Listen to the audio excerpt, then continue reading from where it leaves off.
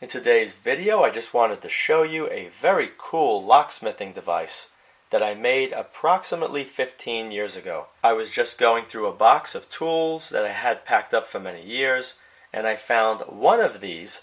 There's actually another one that I have, and the only difference is the radius on this turn right here. It's a larger radius, so it goes around to there. That's the only difference. They operate the exact same way. And what this is used for is to unlock the latch on a business or commercial door lock. It only works on certain types of doors. The doors where you have one that's fixed and then the other door closes against the fixed door. Usually there's a little tiny space between the two doors where the bolt slides in to the fixed door. If you don't understand what I'm describing, it looks like what you see right over here. These are the type of doors it works on.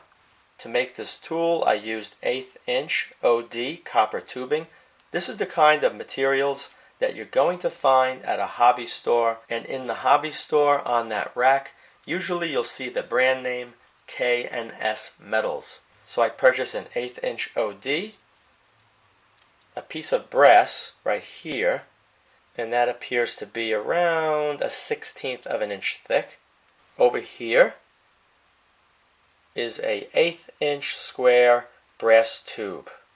Inside this tube right here is a smaller copper tube which goes from the end all the way to this point here before the turn.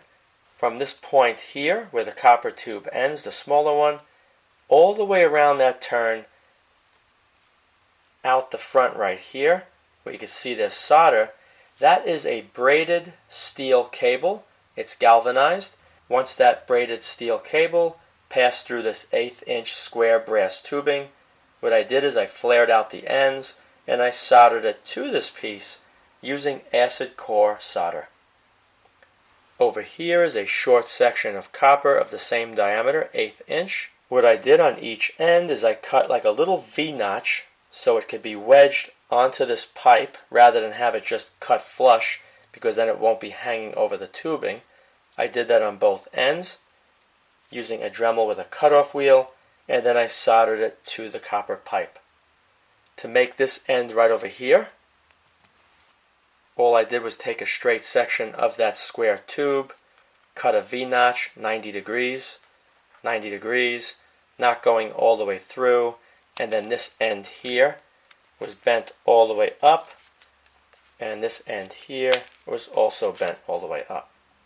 Once that was done, I soldered this whole V-joint to make it strong, drilled a hole 3/32 of an inch, slid the cable through, bent it over like that, and then I soldered it. Now if we look at the other end over here, you have this black knurled knob. It's made out of plastic. This one has a brass insert. I forgot where I found this.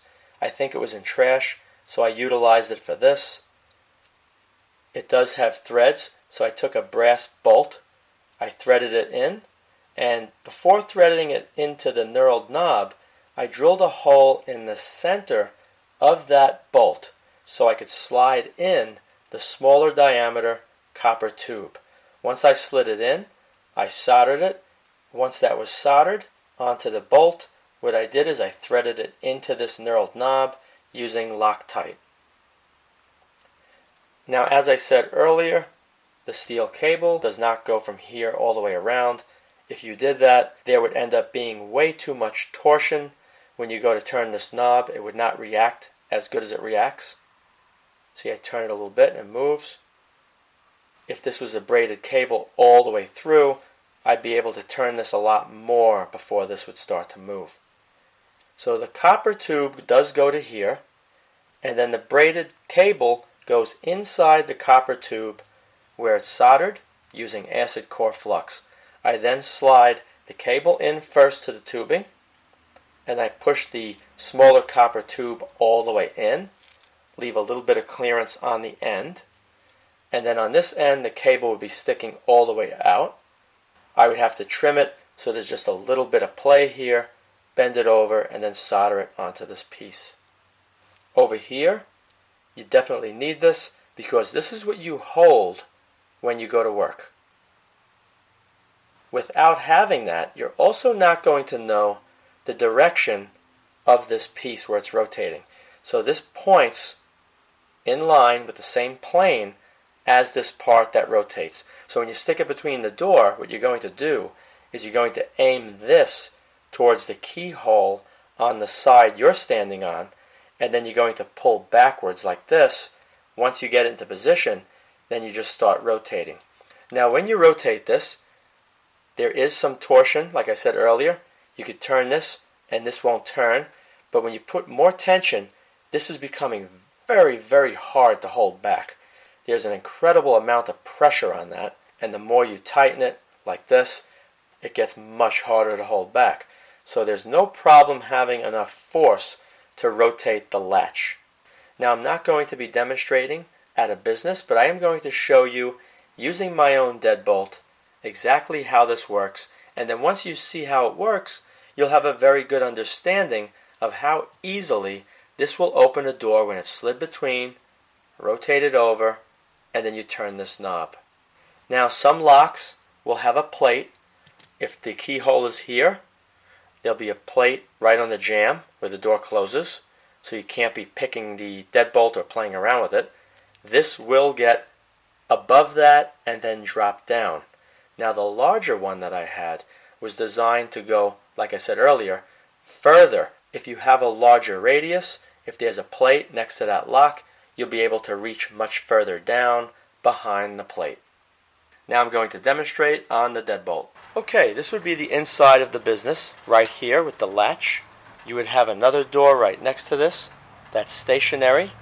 It's bolted at the top and bolted at the bottom, and this door here locks into the stationary door. Even if there's a plate in front of the bolt to prevent tampering, you could still get in from underneath that plate or above that plate. Let's make the door like it's locked. Slide the tool in the space between the doors, and then you would rotate like this, but you would slide up first, go all the way over, and then you're in position. Make sure this tab right here points at the center of the deadbolt on the other side of the door. You put it like that. So right now it's not pointing the bolt. You turn it towards the deadbolt right there, and then you just pull it and it will line up. Even if you're not in the right spot and it's like this or like that, you just keep turning it. With this pointing towards the keyhole, it will eventually line up. Once you're in position, then I could hold this piece back here and I could just go like this, and you see how easy that closes. I could turn it the other way, throw the bolt back, push it back this way, and then of course the door will be open, so I won't have to worry about lining this up in case it's like that to get it through the door. It's a very, very useful tool, and it does work excellent.